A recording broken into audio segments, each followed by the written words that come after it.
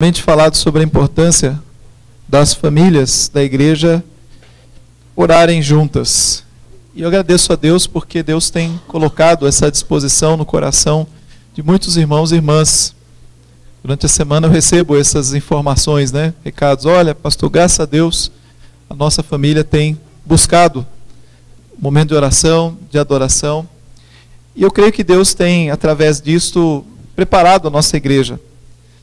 Preparado para as lutas que virão e para o crescimento que Ele vai dar através também dessas lutas. É certo que, como temos estudado na escola dominical, existe um inimigo que ruge ao nosso derredor, procurando alguém para devorar. Ele não se cansa, ele vai continuar lutando para destruir, para minar as nossas forças, para nos separar, para nos causar sofrimento, nos causar afastamento do Senhor.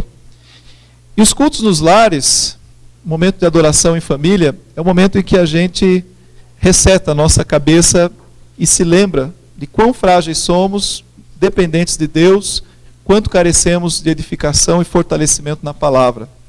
E meus irmãos, se nós fizermos isto, só por um dia, que seja, isso já vai representar um grande crescimento e fortalecimento na nossa vida e vitória contra o inimigo.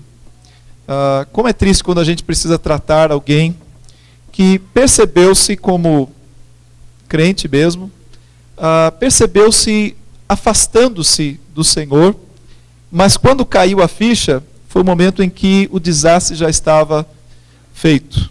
A dor, o sofrimento já estavam ali presentes no coração, a marca do pecado, e aí a ficha cai e a pessoa percebe como eu fui cair nesse engodo, nesse engano, nessa armadilha de Satanás. E aí nós podemos dizer, eu sei como você caiu nesse engodo, nessa armadilha de Satanás. No momento em que você começou a se afastar de Deus, no momento em que você se permitiu não se fortalecer na palavra, no momento que você não estava mais em comunhão com os outros irmãos, na igreja, na casa do Senhor, no momento em que você deixou de ler a palavra, no momento que você deixou de orar, você aí começou a cair. Foi aí que você foi derrotado. Para você chegar à consequência final, tudo começou no primeiro momento de afastamento de Deus. Então, há uma importância muito grande que nós nos mantenhamos firmes. Apesar das nossas fraquezas, dificuldades, às vezes dentro de casa temos questões uns com os outros, mas temos que superar essas questões e no momento certo, colocar-nos diante de Deus. Se nós formos olhar o nosso coração e ver tudo que há dentro dele, como só Deus vê, nós não teremos coragem nem de encarar a Deus, nem de encarar os outros, nem de nós mesmos, porque nós nos sentimos hipócritas. No momento que estamos aqui no culto, louvando a Deus, e a gente sabe o que fez, a gente sabe aquilo que é, então imediatamente nós nos sentimos hipócritas diante daquilo que estamos fazendo.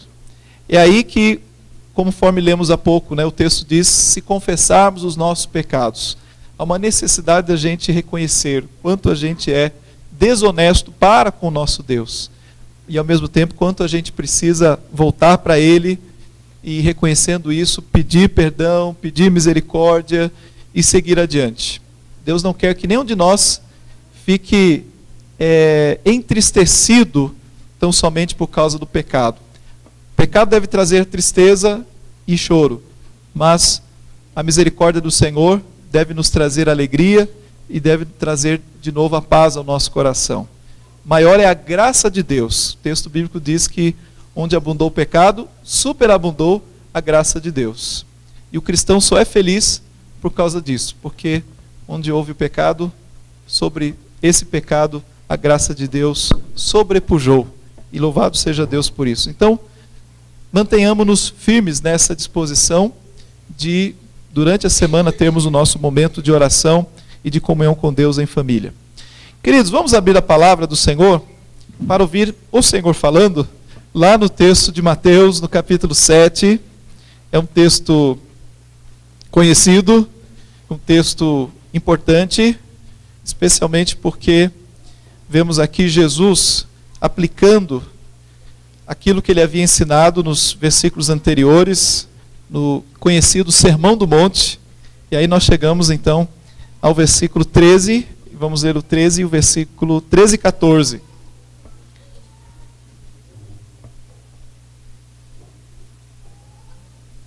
Diz assim, vamos ler juntos? Entrai pela porta estreita, larga é a porta e espaçoso o caminho que conduz para a perdição, e são muitos os que entram por ela. Porque estreita é a porta e apertado o caminho que conduz para a vida, e são poucos os que acertam com ela. Ajuda-nos, Senhor, a entender esse texto da Tua palavra. Ajuda-nos, Senhor, a ouvir a voz do Teu Espírito, perdoa, Senhor, os nossos pecados e faz com que aquilo que deve ser emitido, pronunciado, seja efetivamente e que o nosso coração possa se sentir alimentado, Pai, pela Tua palavra. Ajuda-nos, Senhor, a vencer as nossas batalhas, desafios pessoais, tendo esse texto e a Tua palavra como bússola, orientação à nossa vida, motivação para a corrida, a carreira que nos está proposta. Nós Te louvamos e agradecemos em nome de Jesus. Amém.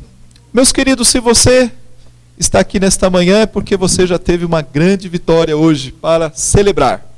Se estamos aqui é porque hoje já fomos vitoriosos. É porque você já tomou uma decisão firme e venceu a luta no tatame, em que os seus inimigos tentaram te manter no chão, né, te manter imóveis, mas você foi mais forte e você venceu porque você tinha uma decisão no seu coração de estar aqui. Esses inimigos foram o travesseiro, o edredom e a cama. Um diazinho friozinho, final de semana, você cansado em meio às férias, com certeza a gente pensa duas vezes, né? Vou à igreja, não sei, estou um pouco atrasado hoje, ainda tem aquela roupa, ainda tem aquela coisa para fazer, mas você venceu, porque você tomou uma decisão. E de fato, a vida cristã, ela é feita de decisões. E quando essas decisões são as decisões corretas, você alcança vitória e com certeza as consequências são positivas. E eu quero falar aqui nesse texto sobre uma decisão e um desafio que quando nós tomamos a decisão certa, com certeza isto passa a representar toda a nossa vida e a maior vitória sobre a nossa vida, que é seguirmos o Senhor Jesus, que é sermos seus discípulos, que é andarmos nas suas veredas. E o texto vai nos mostrar uma exigência do Senhor Jesus aos seus discípulos. Então estamos aqui, meus queridos, diante do Sermão do Monte. Conhecido o Sermão do Monte, começa lá no capítulo de número 5. E a partir do capítulo 7, nós vemos que, tendo Jesus terminado o sermão, ele passa a aplicá-lo sobre a vida dos seus discípulos e também a falar acerca das implicações desse sermão na vida dos seus discípulos. Devemos lembrar que, primeiramente, o Sermão do Monte começa tratando e falando sobre o caráter dos discípulos de Cristo. Quem são esses discípulos de Cristo? E você vai lembrar através das bem-aventuranças, que vai nos falar dos humildes de espírito, daqueles que choram, daqueles que têm fome e sede de justiça, dos misericordiosos, limpos de coração, pacificadores. E Jesus também vai dizer que estas pessoas, com este caráter dado por ele, por meio dele e para ele, tão distintos que são do mundo em que vivem, que vão suscitar sobre eles perseguição. O mundo não irá entendê-los. Ao contrário, o mundo passará a odiá-los. Em outro texto, Jesus diz, assim como me odiaram, também vão odiar a vocês. Mas o Sermão do Monte continua dizendo que, apesar do mundo nos odiar ou nos perseguir, assim como perseguiram os profetas antes de nós, ele vai dizer que a igreja de Cristo não deve ficar escondida, não deve ficar segregada, separada, longe do mundo, da realidade do mundo. Porque Jesus diz que nós somos o sal da terra e a luz do mundo. Devemos, ao contrário, permear a realidade presente do mundo, para que a luz de Cristo brilhe sobre o mundo, para que o sal, que dá sabor e que também conserva, estejam presentes no nosso mundo, para que não haja destruição do mundo e para que a verdade seja apresentada. Então Jesus vai desafiando os seus discípulos nessa direção e nesse sentido. Vai também começar a mostrar a profundidade da lei de Deus, que não é apenas algo externo para ser cumprido de uma forma externa, mas pelo coração e pelas motivações do coração também, da qual onde nós devemos procurar filtrar na nossa mente aquilo que só Deus e nós sabemos. Mas aí também Jesus vai ensinar esses discípulos como eles deveriam orar, como eles deveriam ajudar pessoas, como eles deveriam também jejuar e tantos outros ensinamentos preciosos. Jesus falaria acerca das prioridades, no versículo 19, em relação à importância de ajuntar tesouros lá no céu e não aqui na terra, e também sobre a necessidade de nós não nos deixarmos levar pela ansiedade que esse mundo e que essa nossa vida produz em nós. Tudo é ansiedade, tudo em nós parece preocupação desmedida, que se torna também pecaminosa. E a partir então do capítulo 7, Jesus vai mostrar que esse viver é um viver diferenciado. Não é um viver segundo a carne, não é um viver segundo o mundo. É um viver dos filhos de Deus, do povo santo de Deus. Mas esse viver, ele traz implicações muito sérias na nossa vida. O Senhor Jesus está iniciando aqui o seu reino. É um reino visível através da sua igreja, ao mesmo tempo é um reino invisível, porque o mundo não reconhece esse reino, até o dia em que ele voltar e mostrar claramente que ele é o rei, que ele é o juiz e que ele vai governar sobre a terra. Até esse momento o mundo não reconhece, mas através da sua igreja esse reino vai se tornando manifesto e vai se tornando visível sobre a própria terra. O Sermão do Monte, então, não é apenas algo que no final você diga, que bonito, que belo. Como são profundas essas palavras, admiráveis, e como Jesus Cristo é sábio. Mas, sobretudo, aquilo que Jesus ensinou é para ser vivido, é para ser praticado, é para ser colocado no nosso dia a dia. E é isso que o Senhor Jesus, então, está aqui implicando nesse final, quando ele passa a dizer que é necessário entrar pela porta estreita. Pela porta estreita. E Jesus aqui nos versículos 13 e 14, então nesse momento do seu sermão, ele vai mostrar que nós temos que fazer escolhas na nossa vida. E que existem apenas duas.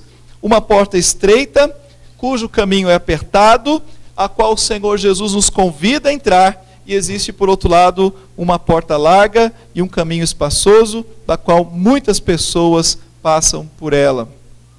Então, para nós entendermos esses dois caminhos, é preciso que nós os observemos à luz dos ensinamentos do Senhor Jesus Cristo.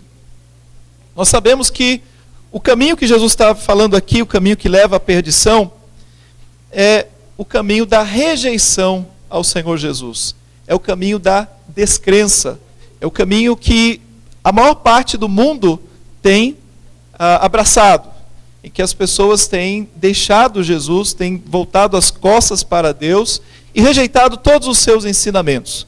Ou talvez, de uma forma mais sutil, abraçado aquilo que lhe é conveniente, aquilo que parece ser algo que aplicável à nossa vida, sem maiores compromissos. Da mesma forma, essas pessoas também rejeitam o Senhor Jesus, porque rejeitam ao Senhor Jesus, rejeitam ao Salvador. E Jesus então aponta para esse caminho como sendo o caminho da perdição, caminho que a maioria das pessoas adentram. Mas ele convida então os seus discípulos para caminharem por uma outra porta. E essa porta é uma porta estreita, e que por característica diferenciada entre a porta larga e a estreita, nós estamos falando de um caminho difícil. Tudo que Jesus apontou até aqui no seu sermão foi um caminho bastante difícil. Se o cristão quer seguir a Cristo, ele tem que estar disposto a trilhar por uma via dolorosa, por uma via difícil. Mas é exatamente por esse lugar que o Senhor Jesus está guiando, orientando, que Ele está nos levando para trilharmos juntamente. Então, o que significa entrar pela porta estreita?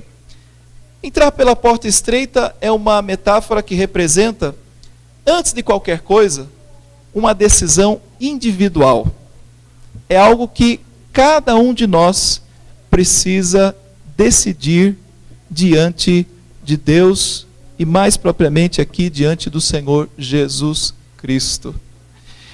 A porta estreita, ela se contrasta com a porta larga, no sentido de que numa porta estreita só passa um de cada vez. Se a gente fizesse aqui uma ilustração, eu creio que seria a porta do banco, né? Ou a catraca do ônibus, se bem que a catraca do ônibus passa por baixo, passa por cima, né? Então vamos pensar mais naquela porta giratória do banco, em que só passa uma pessoa de cada vez, né? Você está barrado em cima e embaixo, e é apertada, versus aquela porta do shopping center, que é aberta, né? Para todas as pessoas entrarem. Uma porta muito convidativa, né? Muito alegre, assim, as pessoas de fora já enxergam os produtos lá dentro e são convidadas a entrar naquele ar festivo, naquele ar de comércio, de satisfação das necessidades, prazeres e tal. Então, uma é a porta do shopping e a outra é a porta do banco, que você geralmente entra para ou pedir dinheiro emprestado, né, ou pagar a conta, mas denotando essa porta individual versus uma porta maior. É preciso que, portanto, dentro do texto, que cada um assuma, tome uma decisão individual diante de Deus para passar por essa porta. Não se passa nela família inteira, né? Família assim passa inteira por ela. Ou seja, não é porque o meu pai ou minha mãe são de Cristo que eu naturalmente sou de Cristo, no sentido de só transmitir, né, via osmose ou proximidade.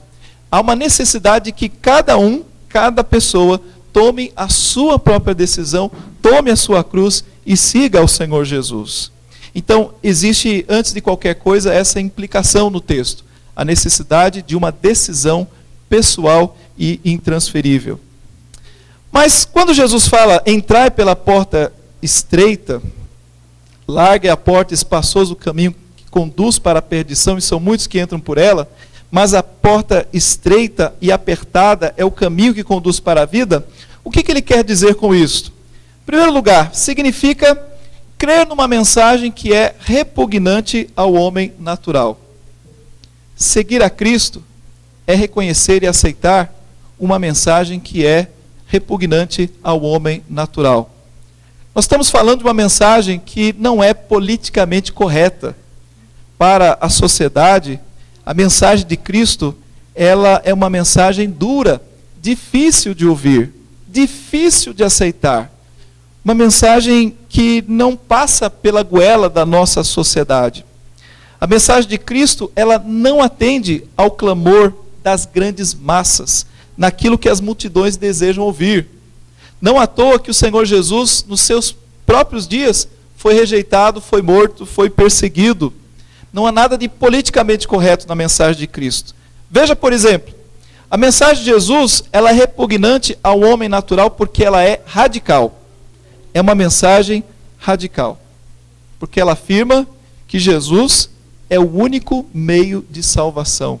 Não há outro. O texto bíblico lá de Atos capítulo 4, versículo 12 diz: e não há salvação em nenhum outro, porque abaixo do céu não existe nenhum outro nome dado entre os homens, pelo qual importa que sejamos salvos. Então essa é uma mensagem radical. Não dá para você tentar encaixar qualquer outra coisa ao lado junto com Jesus, ou tentar entender que Jesus aqui é de tal maneira que ele abrace qualquer coisa além da sua própria mensagem. 1 Timóteo diz assim: porquanto há um só Deus e um só mediador entre Deus e os homens, Cristo Jesus, homem, o qual a si mesmo se deu em resgate por todos. Então, a mensagem de Jesus é repugnante porque ela é radical. A mensagem do Evangelho é repugnante porque ela é exclusiva. É verdade absoluta. E, portanto, exclui todas as demais religiões como sendo falsas. Jesus fala: eu sou o caminho, a verdade e a vida.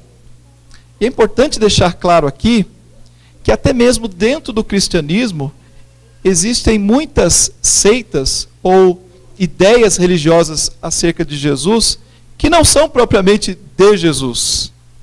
O Senhor Jesus é o caminho, a verdade e a vida. A salvação é exclusiva dele e não por conta de nenhuma denominação, nenhuma religião. Não é por ser presbiteriano que eu sou salvo, não é? Não é porque eu me filiei à igreja, agora eu sou membro da igreja, então estou salvo. Está aqui a minha carteirinha. Não é nada disto. A salvação está tão somente no Senhor Jesus.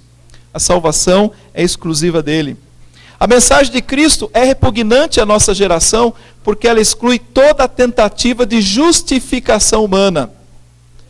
Todas as religiões do mundo representam intenções do homem em procurar ser melhor ou alcançar algo para si chegar em determinado ponto em que ele diz, aqui eu estou salvo. Todas as religiões visam melhorar a condição do homem, visam ajudá-lo a enfrentar as dificuldades, o sofrimento, a morte e todas as suas questões de vida, ajudá-lo, seja no casamento, seja no seu trabalho, fazê-lo uma pessoa melhor. Toda religião humana tem esse mesmo caráter, mas a Bíblia diz, nenhuma delas salva.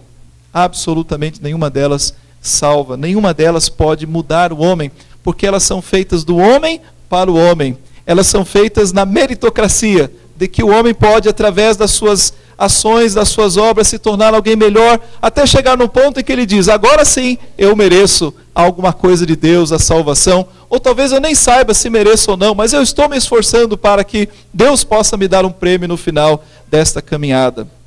A palavra de Deus e o Evangelho do Senhor Jesus Cristo elimina toda essa justificativa. Ela humilha o homem e por isso ela se torna repugnante, porque ela despreza todas as tentativas humanas de salvação, e Jesus continua dizendo, eu sou o caminho, eu sou a verdade, eu sou a vida, ninguém vem ao Pai senão por mim. Todos pecaram e carecem da glória de Deus. A mensagem do Evangelho de Cristo é repugnante porque ela caracteriza cada um de nós como pecadores. Todos pecaram. Diante de Deus, todos nós fedemos o nosso pecado. Até aqueles que se acham bonzinhos, não é, que passam desodorante ou passam talquinho, todos nós fedemos por causa do nosso pecado. E quanto pecado tem aí escondido no nosso coração? Jesus fala, olha, o seu coração é terrível, enganoso. Basta que você procure observá-lo, né, com lupa de aumento pela palavra de Deus, e você vai ver ali todo tipo de inseto corroendo ali o seu coração. Você vai ver todo tipo de mazela, todo tipo de mal. Isso fede, é terrível aos olhos de Deus. Se não fosse então pela graça de Deus, se não fosse pela disposição dele de nos salvar, certamente estaríamos condenados. A mensagem do Evangelho é repugnante ao homem, porque ela apresenta o Filho de Deus morto, crucificado, morto e ressurreto. Como aceitar isto, não é? A própria Bíblia diz, mas nós pregamos a Cristo crucificado, escândalo para os judeus, loucura para os gentios. Mas para os que foram chamados, tanto judeus como gregos, pregamos a Cristo, poder de Deus e sabedoria de Deus. Porque a loucura de Deus é mais sábia do que os homens, e a fraqueza de Deus é mais forte do que os homens.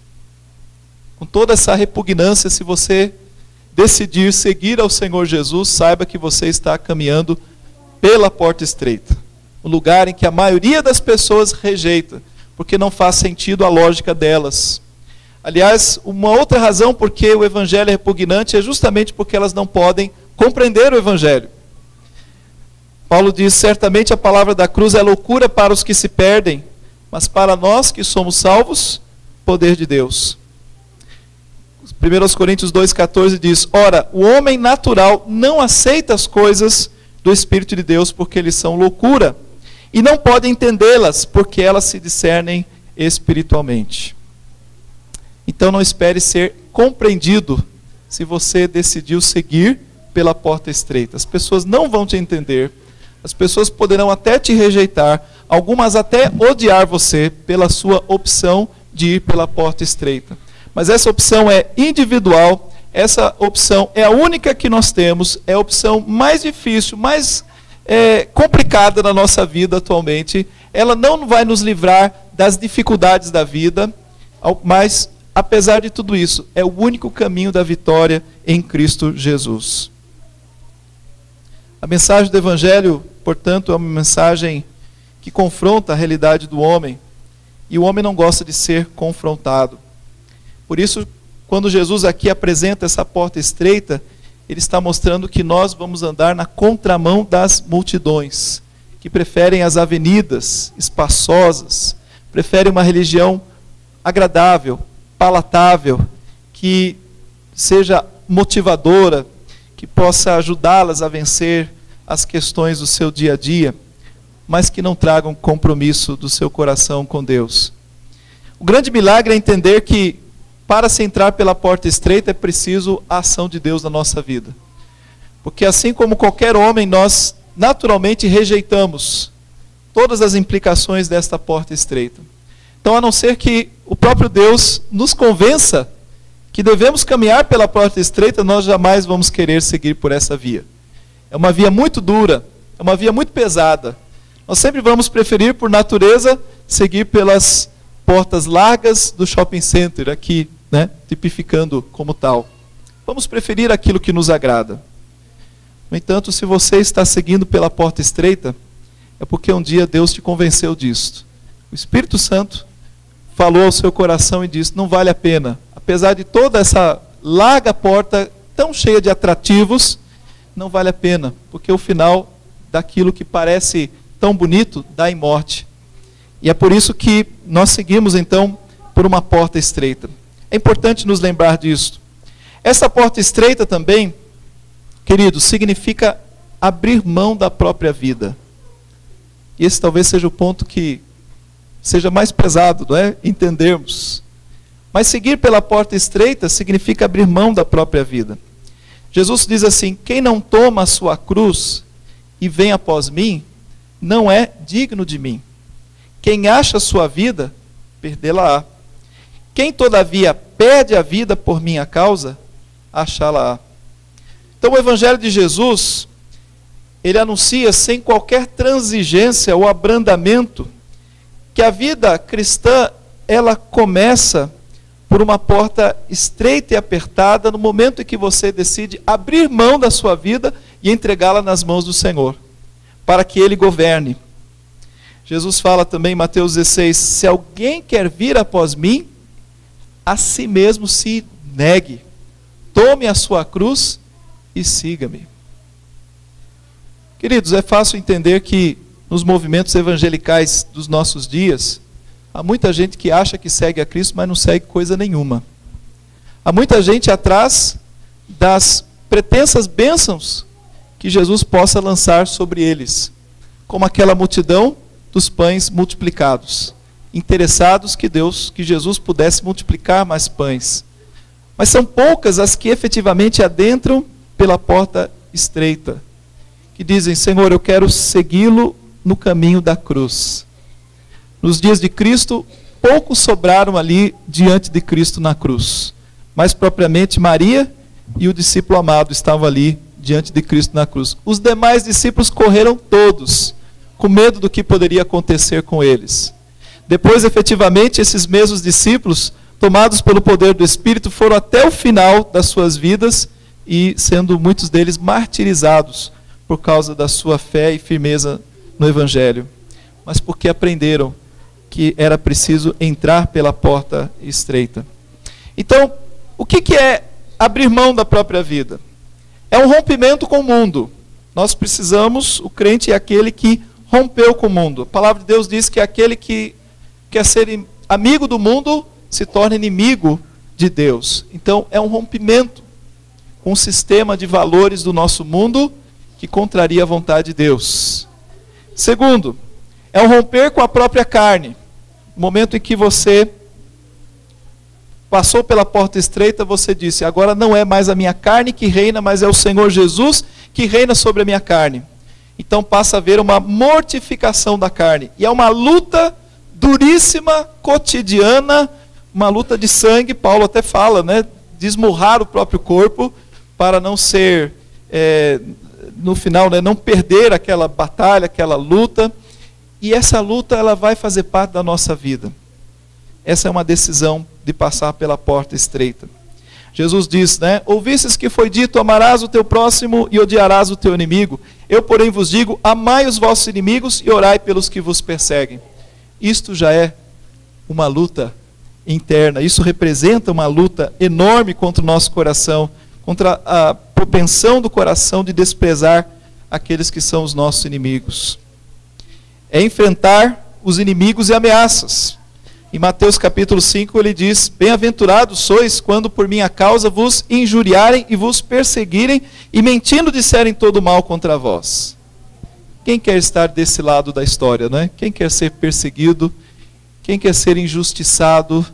Quem quer ter inimigos neste mundo? Mas é para isso que Jesus está nos chamando.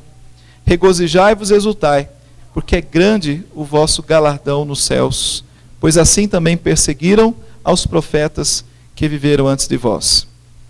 Mas finalmente o texto mostra que seguir pela porta estreita é o único caminho que conduz à salvação. É engraçado, como todas as coisas que nós fazemos na vida, nós fazemos com um alvo, com um propósito. Se você estuda para se formar e ser um profissional de uma ou de outra área. Se você trabalha, você está procurando com isso suprir necessidades da sua vida. Mas é interessante que apesar do homem ter essa visão de tudo que ele faz, ele procura ter um alvo, muitas vezes ele não tem um alvo de vida. Ele não sabe o que fazer com a própria vida. E aqui onde o Senhor Jesus nos ensina que a vida tem que ter um alvo, tem que ter um propósito. E a nossa vida é seguir por essa porta estreita, porque nós sabemos que através dela, tão somente através dela, é que nós alcançamos a vida eterna. Nesse mundo pode haver dois tipos de pessoas, os indiferentes e os enganados. Muita gente é indiferente a essa realidade. Ela não pensa no seu futuro, onde passarão a eternidade. Elas vivem como se o hoje fosse tudo o que lhe restasse durante toda a sua existência. E a palavra de Deus, ela tipifica essa pessoa como tola, uma pessoa que é ignorante, uma pessoa que despreza a realidade. Não adianta tapar o sol com a peneira. A nossa realidade não termina neste mundo, mas ela é continuada e é continuada na presença de Deus. A Bíblia apresenta isso como sendo a verdade. Mas há muita gente que despreza, e há outros que vivem enganados a respeito. Ou seja, procuram camuflar esta realidade com toda a sua religiosidade. Mas aí Jesus diz, que aproveita o homem ganhar o mundo inteiro e perder a sua alma? Ou que dará o homem em troca da sua alma? Meu querido e querida, se você acha difícil viver a maneira cristã de viver, passar por esta porta estreita, então pense um pouquinho no destino de uma pessoa que vai passar a eternidade toda onde há ranger de dentes, onde o verme não morre, onde o fogo não se apaga. É assim que a palavra de Deus descreve o lugar onde a ira de Deus será manifestada de forma cabal, de forma total, de maneira mais explícita e dolorosa possível.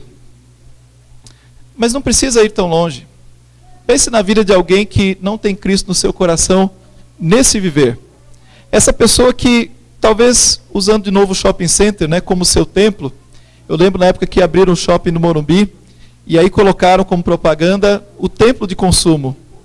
E eu entendo que muitas pessoas que vivem para o consumo, de fato, adoram o seu Senhor, que na verdade é o Mamon, é o Senhor das suas vidas. O quanto essas pessoas são frustradas com elas mesmas. O quanto essas pessoas são carentes. O quanto elas precisam comprar algo mais para poder preencher e trazer algum tipo de felicidade momentânea à sua vida. O quanto essas pessoas são perdidas e tateiam no escuro. O quanto elas sofrem na sua vida, embora elas procurem tapar o sol com a peneira, passar uma maquiagem no rosto e dizer, está tudo bem. É só você conhecer um pouquinho mais da família, das vidas das pessoas que não têm Cristo no coração, e você percebe o buraco, o vazio existencial que há dentro delas. Mas a palavra de Deus então nos convida a seguir por uma porta que é estreita, mas cujo final nos oferece um prêmio. O texto diz, o apóstolo Pedro nos fala acerca desta herança, 1 de Pedro 1,4. A herança que é incorruptível, sem mácula, imarcessível, reservada nos céus para vós outros. E mesmo Pedro, ao falar desta herança, ele ainda assim continua no texto dizendo que essa esperança é guardada pelo poder de Deus, mediante a fé, para a salvação, preparada para revelar-se no último tempo. E aí ele diz assim, nisso exultais, nessa esperança, embora no presente, por breve tempo, se necessário, sejais contristados por várias provações. É a porta estreita que Pedro aqui também está falando. Então, queridos, o que eu gostaria nessa manhã de colocar diante de nós é o entendimento de que talvez sejam duas formas de aplicar o texto aqui. Aqueles que ainda não tomaram uma decisão na sua vida, não sabem que porta estão, saibam que na verdade você já está na porta larga. Quem comigo não ajunta espalha, disse o Senhor Jesus. A decisão com Jesus tem que ser uma decisão firme, uma decisão em que você esteja disposto a tomar a sua cruz, a negar-se a si mesmo e segui-lo, e dizer, Senhor, seja feita a tua vontade sobre a minha vida. Essa é uma decisão muito firme, sem olhar para trás. Aquele que põe a mão no arado não pode olhar para trás. E aquele que não confessa o nome de Cristo diante dos homens não é digno do Senhor Jesus Cristo.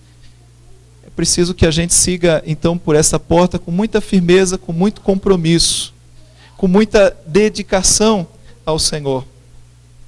Veja que eu quero terminar lendo aqui o texto de Lucas 13, 23, que diz assim: e alguém lhe perguntou, Senhor, são poucos os que são salvos? E aí Jesus responde, esforçai-vos por entrar pela porta estreita, pois eu vos digo que muitos procurarão entrar e não poderão.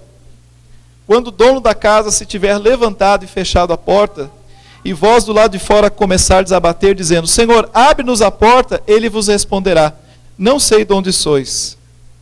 Então direis, comíamos e bebíamos na tua presença, e ensinavas em nossas ruas. Mas ele vos dirá, não sei de onde sois vós. Apartai-vos de mim, vós todos os que praticais iniquidades. Ali haverá choro e ranger de dentes. É uma séria advertência para pessoas que, porventura, estejam fisicamente dentro da igreja, mas que ainda não tenham passado pela porta estreita. Pessoas que estão ali simpáticas ao Senhor Jesus, abraçando os seus ensinamentos, muitos deles, mas que ainda não tiveram uma transformação no seu coração, porque ainda não entregaram as suas vidas. Ainda não obedecem ao Senhor. Aquele que tem os meus mandamentos e os guarda, esse é o que me ama. E tem muita gente brincando com a salvação em Cristo.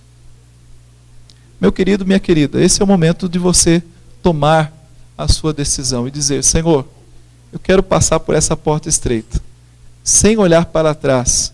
Eu quero tomar essa decisão sem medir consequências, porque eu sei quem estará adiante de mim, eu sei quem vai me guardar, eu sei quem vai me orientar, eu sei que nele eu sou mais do que vitorioso, eu sei que eu vou enfrentar barreiras, mas eu sei que não há outro caminho, é esse o caminho que o Senhor me apresenta. Eu gostaria de convidar você que quer tomar essa decisão na sua vida, que nesse momento você ore comigo, que você se disponha a dizer, Senhor, eu aceito seguir pela tua vereda, eu aceito, Senhor, seguir pelo teu caminho, eu quero ser teu, e não importa que o mundo se levante, que o inimigo se levante para me atacar, não importa que a carne agora se torne a minha inimiga, não importa que o mundo ao meu redor não me entenda, que haja perseguição de toda sorte e natureza, mas, Senhor, eu quero me comprometer contigo, eu quero ser teu. Se esse for o teu desejo nesse momento, vamos orar juntos. Senhor, o Senhor está olhando para o coração de cada um aqui. O Senhor sabe os que lhe pertencem. Os que lhe pertencem já têm o selo do Espírito Santo presente nas suas vidas e nos seus corações. São irmãos que lutam contra a carne, lutam contra as artimanhas do inimigo, contra a sedução do mundo, lutam para se manter focados, para viver para o teu propósito, para o teu louvor, sem se deixar enredar, ó Pai, pelos caminhos que o mundo apresenta. Senhor, aqueles que são teus estão aqui tranquilos, com seu coração motivados ou envolvidos pelo Espírito Santo, que clama Pai, pelo Espírito Santo que lhes dá a certeza da sua salvação. Mas aqueles que não são teus, ó Pai, estão aqui presentes. Senhor, que esse momento seja um momento de salvação na vida deles. Momento de compreensão, ó Pai. Momento de disposição e despojamento, de entrega das suas vidas. Tão somente confiando no Senhor como seu Senhor e seu Salvador. Ó Pai, quebra as barreiras. Senhor, quebra a ação do inimigo e faz com que esses também possam ser considerados, chamados de irmãos nossos, irmãos na fé e filhos teus, ó Pai. Que não haja nesta igreja joio junto com trigo, mas que todos sejam trigo. Sabemos que a tua palavra nos mostra que haverá sempre joio no meio do trigo, mas que se aqui, ó Pai, nesta manhã, existem pessoas que ainda não te reconheceram, que ainda não te abraçaram, ó Pai, que não entregaram as suas vidas, seja este o momento de salvação. Eu te peço, ó Pai, que elas reconheçam que são pecadoras e precisam, Senhor, da tua graça e do teu amor sobre as suas vidas. É o que eu te peço em nome do Senhor Jesus. Amém, Senhor.